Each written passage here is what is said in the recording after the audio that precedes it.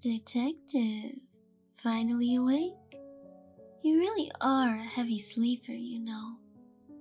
Well, of course, I already knew that. I have snuck into your bedroom on several occasions. Oh, don't look so shocked. You know you're my personal little obsession. Well, that doesn't matter now. I was worried that you would sleep right through dinner. But no, you woke up at the perfect time to help me cook. If you would follow me, my dear. Oh, what am I thinking? You can't walk when you're tied down like that. Allow me to help you, my dear. Let's go on a stroll, just you and me. I took the freedom and put you in a wheelchair so it'd be easier to show you around. I know it's not the most comfortable, but it's the best I could do with the time given. I'm sorry, Detective. Could you repeat that? I really must apologize, Detective, but I can't understand you through that gag. Let me get that for you. Ah! Detective, did you just bite me? You and I might have more in common than I realized.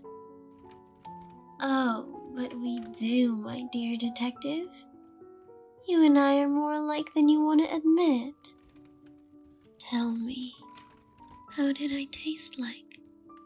Did you enjoy my flavor? I've often wondered how you must taste. In every way imaginable.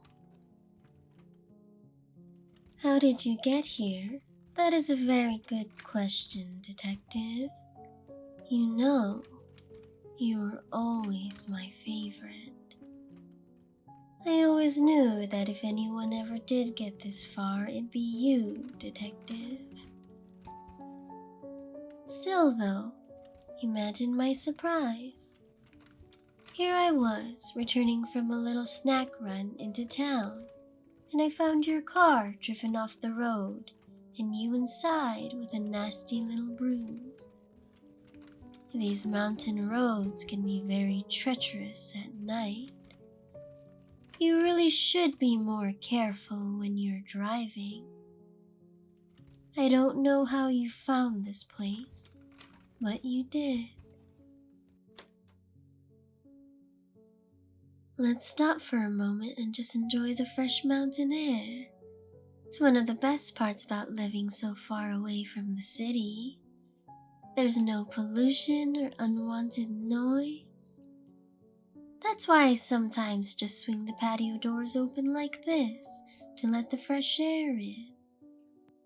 Do you want to go for a stroll outside? You're allowed to. Go on. I'll wait for you right here and then we will continue our house tour. No? Not interested? You know what? I respect someone with that level of focus. Totally absorbed by the task at hand. That, detective, is why you were always my favorite.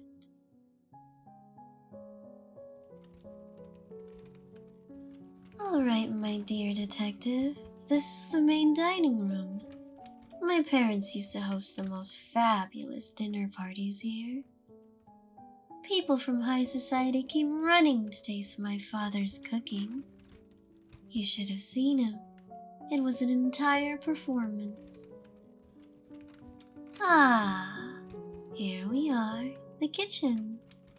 This was always my favorite room in the house. I must apologize for being a poor host. You've been in that room for quite a while and I haven't even offered you a drink yet. What can I get for you, detective? You're off the clock, so it's allowed. Well, I'll pour you a glass anyway. You'll like it. It's a nice Chianti. It would go great with some liver and fava beans. Take a drink. Come on. For my sake? It'll be a bit difficult to drink when you're tied down like that. I'll hold the glass for you. How about that? Take a sip. There we go, detective. I always did find you to be more likable after a drink. Don't lie to me, detective. You've been drinking before you came to interview me the first time we met. Oh no, I couldn't smell it on you. You did very well with hiding it. But through my work, I've seen enough alcoholics to know when I see one. Now, detective, I'm not mocking you. I never would. You've gone through a lot, with your spouse leaving you and the death of your partner out of my hands. That, coupled with you working in law enforcement, it would be strange if you didn't turn to some kind of substance abuse. I'm not judging you. Everyone has their vices. You and I are no exceptions. Okay. They're not quite the same. You drink to deal with your issues. I murder and eat people because, well, why do I do it? You're the profiler after all. Because I want to? No. Me wanting to was incidental. I did it because they were rude. Like your partner. He kept on interrupting you during your press conferences rather than wait his turn. Yes, that was the reason why he had to die. I do wonder, when you were interviewing surgeons looking for the Washington Slayer, did you ever think you were speaking to her at that very moment? I never liked that nickname, to be honest. It just sounds so uninspired. It sounds so generic and ordinary. I think we can both agree that I'm anything but that. What do you mean, what do I mean? Most of these guys are so boring. I, at the very least, try to put on a show. Is it so hard to have a bit of dramatic flair these days? I'm sorry, detective. I'm truly sorry. I shouldn't raise my voice like that. It's rude.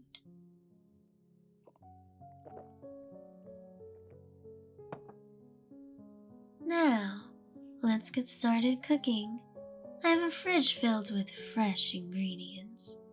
I just came back from a hunting trip.